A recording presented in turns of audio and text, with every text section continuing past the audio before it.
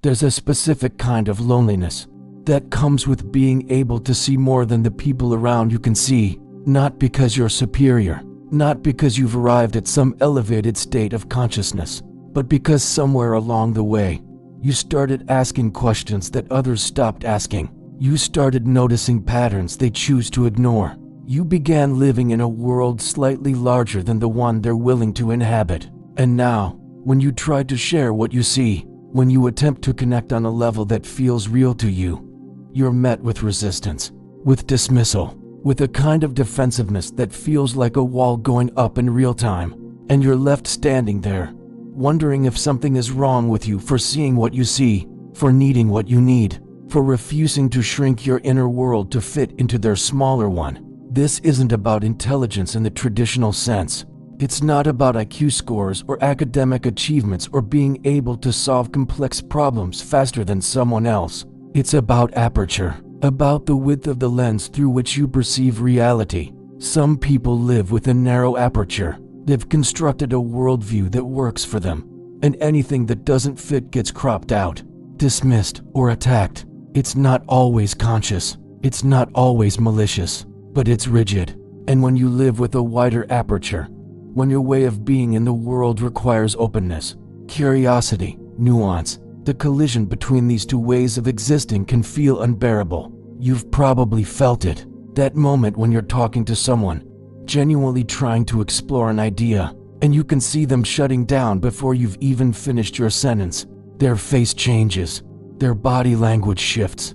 They're no longer listening to understand, they're listening to defend, to correct, to shut you down. And suddenly, the conversation isn't a conversation anymore. It's a battle you didn't sign up for, a test of whether you're willing to betray your own perception just to keep the peace. Carl Rogers, one of the most compassionate voices in humanistic psychology, spent his life studying what it means to become a person, not a role, not a collection of defenses, but an actual, integrated, authentic human being. And one of the things he understood deeply was this: the people who resist growth, who cling to rigid thinking, who react with hostility to anything that challenges their self-concept, they're not doing it because they're stupid. They're doing it because they're terrified. Terrified of what it would mean to let in new information. Terrified of the disintegration that comes before integration. Terrified of discovering that who they've been might not be who they actually are.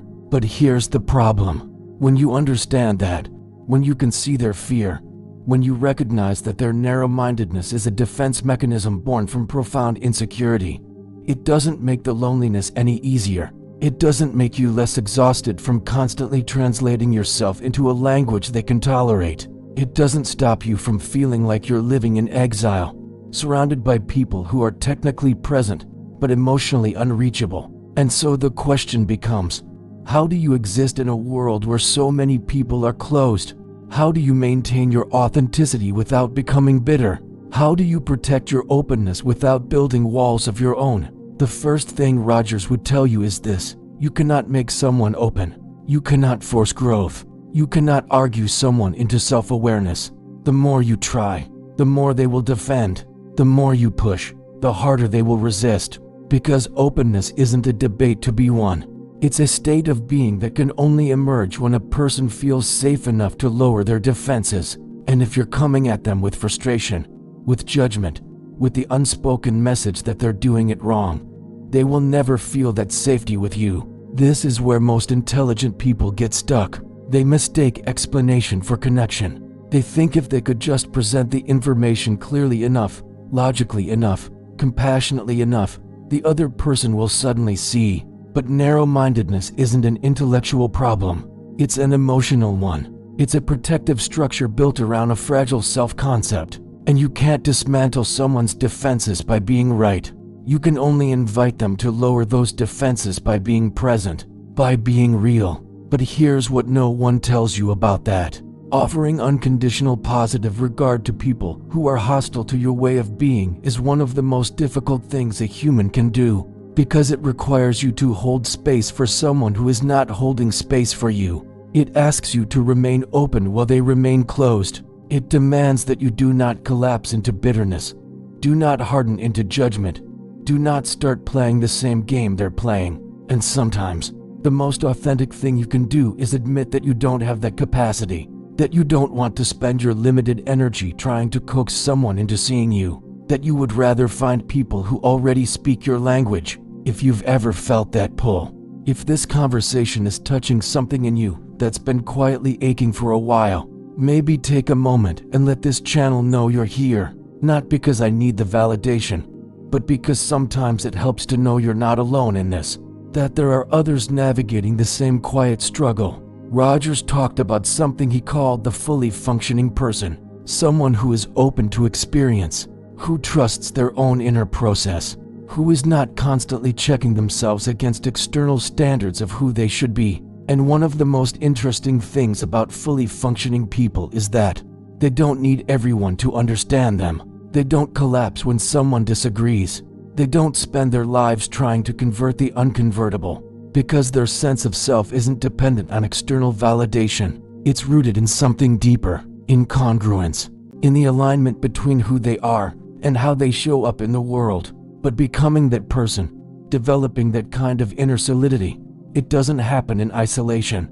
It happens through relationships, through being seen, through experiencing, even once, what it feels like to be fully accepted without having to perform or edit or shrink. And this is the tragedy of dealing with narrow-minded people. They can't give you that. They're too busy defending themselves to truly see you. And if you're surrounded by them, if your life is filled with people who require you to be smaller, quieter, less complex, you start to lose touch with your own reality. You start to doubt what you know. You start to wonder if maybe you're the problem. You're not the problem, but you might be in the wrong environment. There's a concept in humanistic psychology called organismic valuing. It's the idea that you have an innate capacity to know what's good for you, not what you've been told is good for you, not what society says is good for you, but what actually nourishes your growth as a person. And when you're around narrow-minded people, your organismic valuing process is screaming at you. It's telling you that this doesn't feel right, that these interactions are draining you, that you're spending more energy managing other people's discomfort than you are living your own life. And yet, you stay. You keep trying. You keep explaining. You keep hoping that this time, they'll get it. This time, they'll see you. This time, the conversation will go differently. Why? Because leaving, choosing yourself, prioritizing your own psychological survival, it feels selfish. It feels arrogant.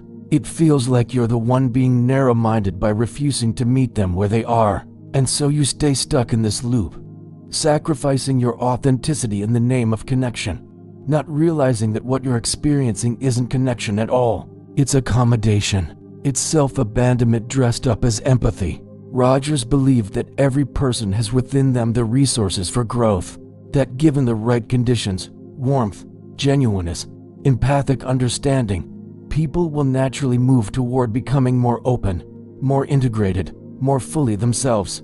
And that's true. But it doesn't mean you're required to be the one providing those conditions for everyone you meet. Sometimes, the most growth-oriented thing you can do is recognize that you are not responsible for other people's evolution. You're only responsible for your own, and your evolution might require distance. It might require boundaries. It might require you to stop engaging with people who make you feel like you're too much or not enough or fundamentally wrong for existing the way you do. This doesn't make you cold. It doesn't make you elitist. It makes you someone who has decided that their inner life matters, that their authenticity is not negotiable, that they would rather be alone and real than surrounded and performing. But here's the shift. Here's the thing that changes everything. When you stop trying to change narrow-minded people, when you stop exhausting yourself trying to be understood by people who have no interest in understanding, you create space. Space for your own thoughts, space for your own feelings, space for the kind of people who don't require a translator to connect with you. And in that space, you start to remember who you actually are, not the defensive version of yourself that emerges around rigidity, not the dulled-down version that's trying to keep the peace, but the alive version, the curious version, the version that asks questions and sits with complexity and doesn't need every answer tied up neatly. That version of you doesn't disappear just because you're surrounded by people who can't see it. It just goes underground. It waits.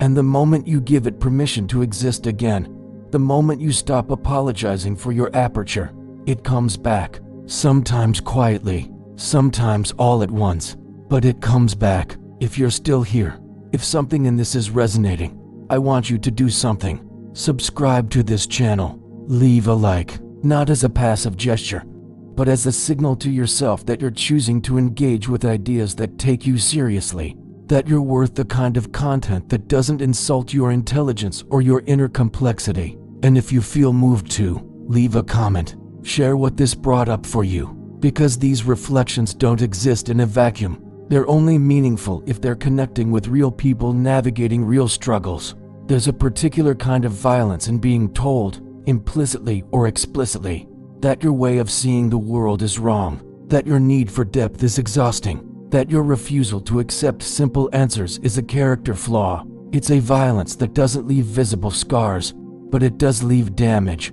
It makes you start questioning your own perceptions. It makes you wonder if maybe you should just stop thinking so much, stop feeling so much, stop being so much. And the insidious part is that it often comes from people who claim to care about you. Family members who say they just want you to be happy. But what they really mean is they want you to be comfortable, to stop challenging them, to fit into the role they've assigned you. Friends who say they support you, but only as long as you don't grow past the version of you they're comfortable with. Rogers talked about conditions of worth. The idea that from a very young age, we learn that love and acceptance are conditional, that we're only valued when we behave in certain ways, believe certain things, express certain emotions, and so we learn to split ourselves, to hide the parts that don't fit, to perform the parts that get rewarded, and over time, we lose touch with what we actually think, feel, want, need. Narrow-minded people are often the enforcers of conditions of worth. They're the ones who punish you, subtly or overtly, for deviating from their expectations, for thinking differently, for valuing differently, for existing outside the narrow parameters they've deemed acceptable. And if you're someone who's spent your life trying to earn love by contorting yourself into acceptable shapes, their rigidity will activate every old wound you have around not being enough. But what if you didn't? What if you just let them be uncomfortable? What if you stopped managing their reactions and started trusting your own experience? This is the shift from other-directed to inner-directed, from living according to external standards to living according to your own organismic sense of what's true. And it's terrifying, because it means you might lose people. You might be rejected. You might be called arrogant, cold, difficult, too much. But the alternative is losing yourself, and that's not a trade worth making. Here's what dealing with narrow-minded people actually looks like. When you're committed to your own authenticity, it looks like choosing not to engage in debates that are designed to diminish you. It looks like saying less. It looks like letting their judgments land without absorbing them. It looks like recognizing that their rigidity is about them, not you, and refusing to internalize their limitations as your failures. It also looks like grieving the relationships that can't hold you, grieving the family dynamics that require your smallness, grieving the friendships that were built on a version of you that no longer exists. Because growth always involves loss. You can't become more of who you are without leaving behind who you were. And sometimes, the people who loved who you were aren't capable of loving who you're becoming. Rogers believed that the only question that truly matters is this: am I living in a way that genuinely expresses who I am? Not whether you're pleasing others, not whether you're meeting some external standard of success or goodness, but whether you're being congruent, aligned, real. And if the answer is no, if you're spending your life translating yourself into a version others can tolerate, dimming your complexity to avoid conflict, surrounding yourself with people who require your silence, then the question becomes, what are you willing to do about it? Because nothing changes until you decide that your authenticity matters more than their comfort.